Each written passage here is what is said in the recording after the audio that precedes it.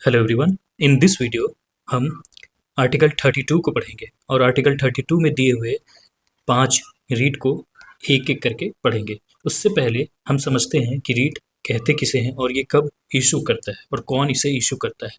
तो रीट का मतलब होता है हुक्मनामा, परवाना, निर्देश या आदेश। इसे हमारे honourable supreme court under article 32 and honourable high court under article 226 issue करते हैं to protect the fundamental right.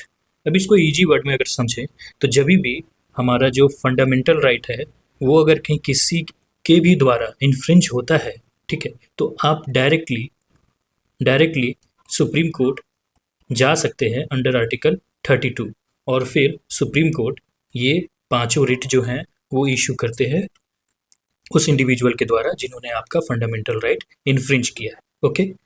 अब आर्टिकल 32 को बी आर अम्बेडकर ने heart and soul of the Indian constitution भी कहा है। इट मीन्स ये one of the most important article है हमारे इंडियन कॉन्स्टिट्यूशन का। आर्टिकल 32 के अंदर जो सबसे पहला जो रीट है वो हमारा है हेबियस कॉर्पस। हेबियस कॉर्पस एक लैटिन वर्ड है जिसका मतलब होता है टू प्रोड्यूस द बॉडी और to bring the body. Okay. इसका जो पर्पस है, हेबियस कॉर्पस का पर्पस है टू प्रोटेक्ट पर्सनल लिबर्टी, जो हमारा जो पर्सनल लिबर्टी है उसे प्रोटेक्ट करना। ठीक है। अब कैसे ये प्रोटेक्ट करता है इसको इजी वर्ड में समझते हैं। फॉर एग्जांपल कि आपको कोई एक पुलिस ऑफिसर है जो आपको पकड़ के कस्टडी में रख लिया है, ठीक है। अगर वो आपको कस्टडी में रख लिया है, ठीक है, तो क्या करेंगे कि कोई भी व्यक्ति जो आपके रिलेटेड कोई भी रिलेटिव है वो डायरेक्ट सुप्रीम कोर्ट या हाई कोर्ट में हेबियस कॉर्पस का रिट फाइल करेंगे कि वो जो कंसर्न पुलिस ऑफिसर के अगेंस्ट में कि उन्होंने मेरे भाई को या मेरे रिलेटिव को रॉन्गफुली डिटेन करके रखा है, अनलॉफुल डिटेन करके रखा है। तो फिर क्या होगा कि हाई कोर्ट उस पुलिस ऑफिसर के ऊपर हेबियस कॉर्पस का रिट जारी करेगी, आदेश जारी करेगी कि आप उसे छोड़ दें या मेरे समझ में लाके बताएं कि आपने उसे क्यों पकड़ के रखा है।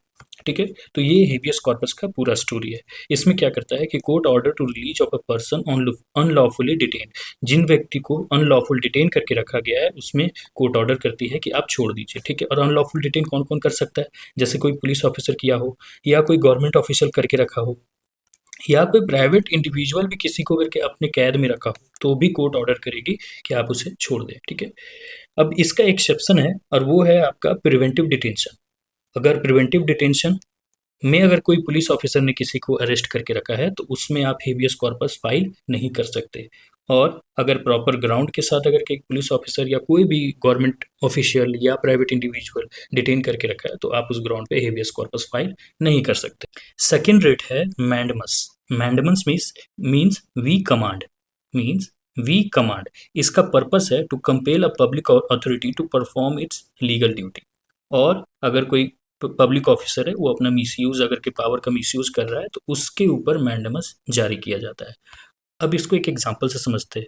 फॉर एग्जांपल कि आप कोई एक गवर्नमेंट ऑफिशियल है, ठीक है, और उसे आपका कोई काम करना था लेकिन वो काम नहीं किया, ठीक है, तो आप डायरेक्टली हाई कोर्ट या सुप्रीम कोर्ट में मैंडमस फाइल कर सकते हैं रिगार्डिंग ये बोल के कि उन्होंने जो काम करना था, जो पावर में है, जो कर सकते हैं लेकिन उन्होंने मेरा काम नहीं किया। तो क्या करेगी ऑनरेबल हाई कोर्ट या ऑनरेबल सुप्रीम कोर्ट मैंडेमस जारी करेगी रिगार्डिंग दैट गवर्नमेंट ऑफिशियल और उसे फिर वो काम करना होगा। If a government officer refuses to do their duty, the court can order them to act. Okay, इसका लिमिटेशन क्या है? Can not issue against private individuals. Means high court और सुप्रीम कोर्ट किसी भी प्राइवेट इंडिविजुअल को नहीं बोल सकती है कि तुम उसका वो काम कर दो, ठीक है। और नॉट टू प्रेसिडेंट और गवर्नर। और जो प्रेसिडेंट है और गवर्नर है ये भी, इनके ऊपर भी सुप्रीम कोर्ट और हाई कोर्ट मैंडमस कभी भी फाइल नहीं कर सकती। कोई भी व्यक्ति सुप्रीम कोर्ट या प्रेसिडेंट या गवर्नर के ऊपर मैंडमस फाइल नहीं कर सकता। ठीक है। ओनली अगेंस्ट, ये जो मैंडमस है ये सिर्फ और सिर्फ public official, government bodies, corporates, lower courts और ट्राइब्यूनल के ऊपर ही फाइल किया जा सकता है। थर्ड रीड अपना प्रोहिबिशन आता है। प्रोहिबिशन का मतलब होता है टू फॉरबिड, मीन्स स्टॉप करना, उसे रोकना या मना करना।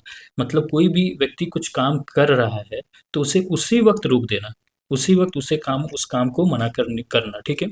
और ये जो रेट है फॉरबिड, ये जनरली हमारे जो लोअर कोर्ट है और ट्राइब्यूनल हैं इनके ऊपर फाइल किया जाता है। तो इसका पर्पस क्या है? To issue by higher courts to stop lower court और tribunal from exceeding its jurisdiction.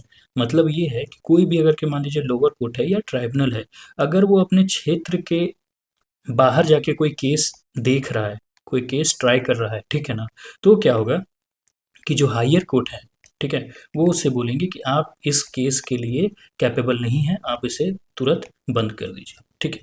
If a lower court tries to hear a case beyond its authority, high court supreme court can stop it, right, ठीक है।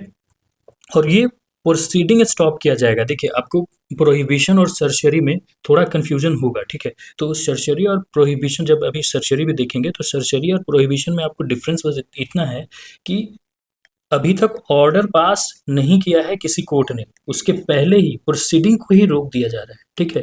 Proceeding को ही रोक दिया जा रहा है। और सर्जरी में क्या होता है कि ऑर्डर को क्वैश कर दिया जाता है, जो भी ऑर्डर है उसे रद्द कर दिया जाता है, ठीक है। एग्जाम्पल है, if a district court tries to hear a case related to central taxation, अगर कोई डिस्ट्रिक्ट कोर्ट है जो सेंट्रल टैक्सेशन के ऊपर अगर कोई केस देख रहा है, जो कि क्योंकि जो सेंट्रल टैक्सेशन का केस है वो स्पेशल ट्राइब्यूनल केस ट्राई कर सकता है, तो उसी समय हाई ऑनरेबल हाई कोर्ट या सुप्रीम कोर्ट बोलेगी कि सर आप उस काम को तुरंत बंद करिए, उसे आप नहीं देखिए, ठीक है ना। फोर्थ है सर्श्योरी, ठीक है। सर्श्योरी का मतलब होता है टू बी सर्टिफाइड। इसका पर्पस है issue by higher court to quash an order lower court tribunal made without jurisdiction. अब इसको समझते हैं। हमने प्रोहिबिशन में क्या पढ़ा कि प्रोसीडिंग को ही रोक दिया जाता है, ठीक है। जो केस चल रहा है तो उसी दौरान उसे रोक दिया जाता है, वो प्रोहिबिशन कहलाता था, ठीक है। लेकिन सर्शरी में क्या होता है कि ऑर्डर पास कर चुका है, जो भी कोर्ट है वो ऑर्डर पास कर चुका है, लेकिन इस ऑर्डर को अगर के आपको क्वैश करवाना है, क्वैश मतलब रद्द करवाना है, तो आप क्या करेंगे कि सर्जरी फाइल करेंगे किस, कहाँ पे, ऑनरेबल हाई कोर्ट और ऑनरेबल सुप्रीम कोर्ट में। तो फिर आपका ये जो ऑर्डर है ये क्वैश हो जाएगा, ठीक है। अब ये क्यों सर्जरी क्यों फाइल किया जाता है? तो टू करेक्ट जुरिडिक्शनल ईरर और वायलेशन ऑफ नेचुरल जस्टिस। अगर कोई जुरिडिक्शन ईरर है या नेचुरल जस्टिस को फॉलो नहीं किया है कोर्ट ने, तब आप सर्जरी फाइल कर सकते हैं। Example, if tribunal passes an unlawful order higher court can cancel it, only issue after the lower court has given its order. जैसा कि हमने बताया, सर्जरी तभी आप फाइल कर सकते हैं जब ऑर्डर इशू हो चुका है, इसको रद्द करने के लिए आपको फाइल किया जा सकता है, ठीक है। और इसमें एक चीज कोर्ट देखती है कि ऑडी अल्ट्रम पार्टम का जो ये प्रिंसिपल है ये फॉलो हुआ है कि नहीं। ऑडी अल्ट्रम पार्टम का मतलब होता है हियर द अदर साइड, मतलब एक्यूज्ड जो हैं उनकी दलीलों को प्रॉपर रूप से कोर्ट ने सुना है या नहीं सुना है, इस चीज को हायर कोर्ट देखती है, सुप्रीम कोर्ट या हाई कोर्ट देखती है कि वो सुना गया है कि नहीं, ठीक है। और अगर के नहीं सुना गया है तो सर्शरी फाइल कर देती है और ये ऑर्डर जो है ये क्वैश हो जाता है, रद्द हो जाता है। का फिफ्थ एंड लास्ट रेट है आपका क्यू वारंटो। क्यू वारंटो का मतलब होता है बाय व्हाट अथॉरिटी, ठीक है।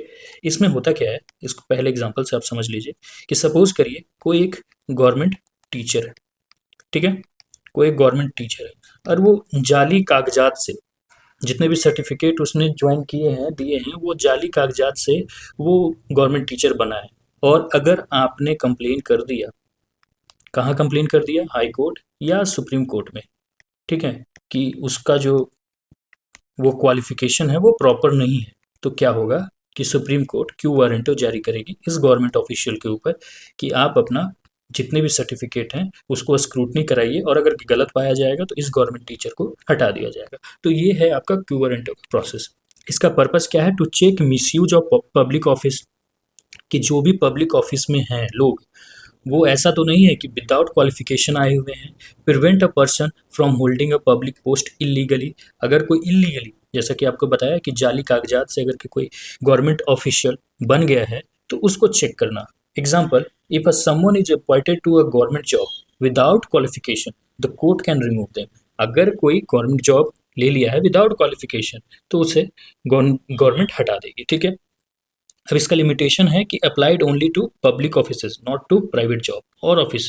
अब प्राइवेट जॉब में आप कंप्लेन नहीं कर सकते कि भैया इसने विदाउट क्वालिफिकेशन जॉब लिया है, क्योंकि वो प्राइवेट है तो प्राइवेट संस्था उसे समझ लेगी। लेकिन जितने भी पब्लिक ऑफिसेज हैं इनके लिए आप क्यू वारंटो फाइल कर सकते हैं, ठीक है। तो आई होप कि आपको पाँचों रिट 1 बाय 1 अच्छे से समझ में आया हो। ये काफ़ी इम्पोर्टेंट वीडियो है और काफ़ी इम्पोर्टेंट आर्टिकल भी है, तो इसे आप अगर के एक बार में नहीं समझ में आया तो आप दोबारा इस वीडियो को देखेंगे तो आपको क्लियर बाय क्लियर समझ में आ जाएगा, ठीक है।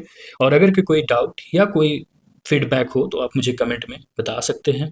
और अगर कि ये वीडियो अच्छा लगा तो लाइक और सब्सक्राइब कर दीजिए। Thank you. जय हिंद।